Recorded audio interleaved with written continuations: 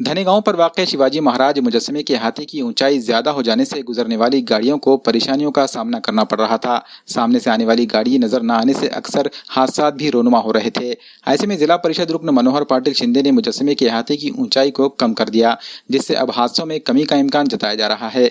मनोहर पाटिल ने शिवाजी महाराज के मुजस्समे को बिना हाथ लगाए ये हाथी की ऊंचाई को कम करने के लिए कई तंजीमों और समाजी कारकुनों से मशवरा भी लिया। समाजी कारकुन बशीर लाला ने मनोहर पाटिल शिंदे की इस कारकर्दगी पर इज़हार तशक्कुर किया।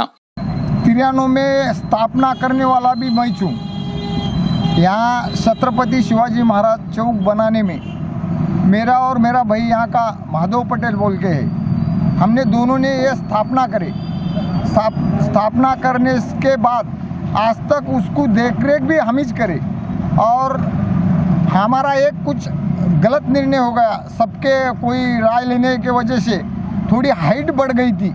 हाइट बढ़ जाने के वजह से पूरे गांव की आने जाने वाले प्रवासी की, यहाँ के सब व्यापारी की रोज़ 10-15 एक्सीडेंट होना, 2-3 केसेस मर भी गए। इसके वास्ते हमने सब गांव के साथ ग्राम पंचायत में बैठ के मीटिंग लिए और मीटिंग लेने के बाद हमने निर्णय ऐसा लिए यहाँ सब लोगों को पूछ के कि ये इसकी अपन हाइट कम करना है।